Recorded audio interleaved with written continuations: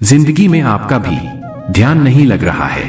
ज्यादा सोचने की वजह से बार बार आपको घबराहट होती है और आपका हृदय भी जोर जोर से धड़कता है और बार बार नेगेटिव विचार आपके भी दिमाग में आते हैं। तो इस ज्यादा सोचने वाली बीमारी से बचने के लिए और इस बीमारी को दूर करने के लिए आज हम आपको एक बौद्ध भिक्षु की कहानी के माध्यम से आपकी समस्या का हल बताएंगे। तो आप इस कहानी को पूरा देखें ताकि आप भी इस कहानी को सुनने के बाद सोचने वाली समस्या से छुटकारा पा सके। तो चलिए बिना समय गवाए कहानी की शुरुआत करते हैं। एक बार चीन के एक हिस्से में बहुत बड़ा मठ था जहां लगभग 700 भिक्षु रहते थे। वे सभी अपने गुरु के मार्गदर्शन में खुद को जानने का अभ्यास कर रहे थे। एक दिन एक लड़का उस मठ में शिष्य बनने के लिए आया। उसने गुरु से कहा, गुरुजी, मैं खुद को जानना चाहता हूँ। मैं सच की तलाश कर रहा हूँ। मैं पता लगाना चाहता हूँ कि सच क्या है। गुरु ने उसकी ओर देखा और कहा कि अगर तुम सच जानना चाहते हो तो तुम्हें अपना पूरा जीवन दांव पर लगाना होगा। सच को जानने में तुम्हारा पूरा जीवन लग सकता है। फिर भी इस बात की गारंटी नहीं है कि तुम्हें इस जीवन काल में सच का पता लगेगा या नहीं। क्या तुम इसके लिए तैयार हो? शिष्य ने कहा, गुरुजी, मैं यहाँ पीछे मुड़ने के लिए नहीं आया हूँ। मैं इसके लिए तैयार हूँ। गुरु ने कहा, अगर ऐसा है तुम एक काम करो। इस मठ में 700 भिक्षु है। तुम उनके लिए चावल कूटने का काम करो। बस सुबह से शाम तक चावल कूटने का ही काम करो और जब तुम थक जाओ तो सोने चले जाओ। फिर अगली सुबह उठकर चावल को कूटना शुरू कर दो। इसके अलावा कुछ और मत करना। किसी और चीज के बारे में मत सोचना। बस इस रास्ते पर चलते रहना और दोबारा मेरे पास मत आना। जरूरत पड़ने पर मैं खुद तुम्हारे पास आऊंगा। उस लड़के ने गुरु के आदेश का पालन करते हुए चावल कूटना शुरू कर दिया। उस मठ में 700 शिष्य थे। उन सभी को समय समय पर भोजन की आवश्यकता पड़ती थी, इसीलिए वह बहुत जल्दी उठ जाता था और रात को देर तक चावल कूटता रहता था। जब वह थक जाता तो उसी कमरे में सो जाता था जहां वह चावल कूटता था। वह किसी से बात नहीं करता था और ना ही कोई उससे बात करने के लिए उसके पास आता था। कुछ महीनों तक चावल कूटते हुए उसके मन में पुराने विचार आते रहे, लेकिन उन विचारों को कोई नया विषय नहीं मिला तो वह अपने आप ही मिट गए। धीरे धीरे उसके मन में विचार कम होने लगे। कुछ सालों के बाद तो वह अपना नाम तक भी भूल गया। वह हमेशा चुप रहता और विचारहीन अवस्था में बस चावल कूटता रहता।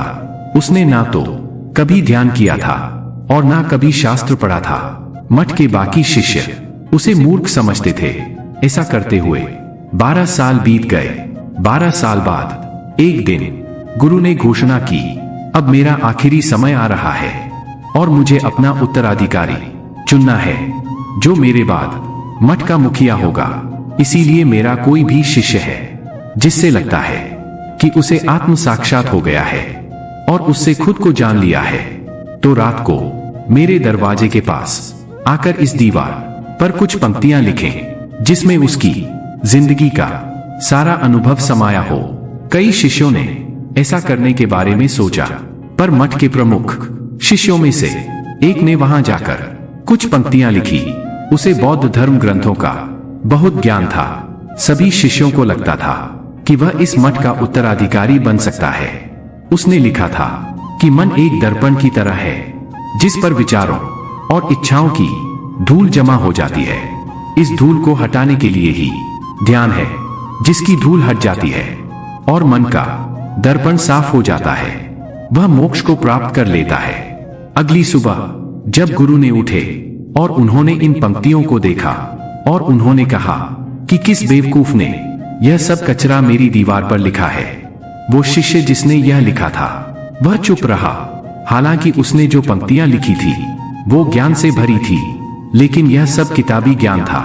वह शिष्य बहुत चालाक था। उसने पंक्तियां लिखी पर उसने नीचे अपने हस्ताक्षर नहीं किए, क्योंकि वह स्वयं इसके बारे में निश्चित नहीं था कि यह सही है या नहीं, क्योंकि उसे आत्म साक्षात्कार नहीं हुआ था। गुरु ने पंक्तियों को पूरी तरह से खारिज कर दिया। यह देखकर सभी हैरान रह गए। यह घटना पूरे मठ में चर्चा का विषय बन गई। इस विषय पर बात करते हुए 2 शिष्य उस शिष्य के पास से गुजरे जो 12 साल पहले यहाँ आया था और दिन रात चावल कूटता रहता था। दोनों की चर्चा सुनकर वह धीरे से हंस पड़ा। दोनों शिष्य ने उसे पूछा कि तुम क्यों हंस रहे हो? दोनों शिष्य की नजर में वह चावल कूटने वाला तुच्छहीन भिक्षु था। किसी ने उसे ना तो कभी ध्यान करते हुए देखा था, ना ही कभी शास्त्र पढ़ते हुए। हर कोई उसे मूर्ख समझता था जो बस चावल को ही जानता था। उस मठ में बहुत बड़े बड़े विद्वान थे, लेकिन उस चावल कूटने वाले को किसी से कोई मतलब नहीं था। इसीलिए वह दोनों शिष्य उसे मुस्कुराता हुआ देखकर चकित रह गए। उन्होंने फिर उससे पूछा कि तुम क्यों हंस रहे हो? उसने जवाब दिया, मैं इसीलिए हंसता हूँ कि गुरुजी सही बोल रहे हैं। यह सब पंक्तियां कचरा है, इन पंक्तियों का कोई मूल्य नहीं है। वह दोनों शिष्य चौंक गए। उन्होंने उसे पूछा कि क्या तुम ऐसी पंक्तियां लिख सकते हो जो इससे भी बेहतर हो? चावल कूटने वाले ने जवाब दिया, नहीं, क्योंकि मैं अनपढ़ हूं। लेकिन हाँ, मैं कुछ पंक्तियां कह सकता हूं।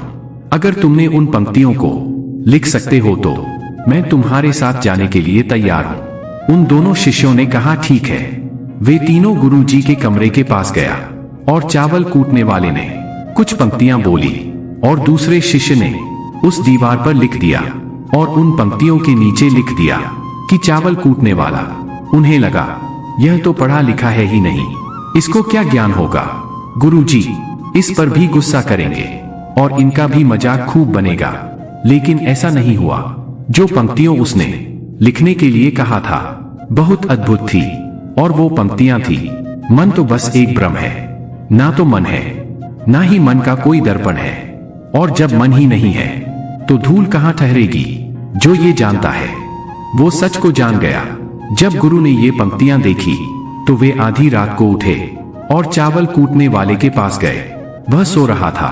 गुरु ने उसे जगाया और कहा कि ये लो मेरी छड़ी और मेरे वस्त्र ले लो, आज से तुम मेरे उत्तराधिकारी हो। लेकिन इस मठ को छोड़कर कहीं दूर चले जाओ, क्योंकि इस मठ में बहुत सारे विद्वान हैं जो खुद को तुमसे ज्यादा श्रेष्ठ मानते हैं और वो तुम्हें मार देंगे। वह इस बात को बर्दाश्त नहीं कर सकते कि एक साधारण सा चावल कूटने वाला उनसे ज्यादा विद्वान निकला। तुम्हें वह सारा ज्ञान हो गया है जो मुझे है। तुम्हें यह सारा ज्ञान चावल कूटते कूटते हुआ है, और मुझे पता है कि तुम जहां भी जाओगे लोग तुम्हारे पास आने लगेंगे, क्योंकि जब कोई फूल खिलता है तो उसकी महक हर तरफ फैलने लगती है। उसने अपने गुरु के पैर छुए और रात को ही वहां से चला गया। अगर हम अपनी जिंदगी में देखें तो बहुत से लोग सोचते हैं कि ध्यान केवल एक ही जगह बैठकर आंखें बंद करके ही किया जा सकता है, लेकिन हकीकत में ऐसा नहीं है।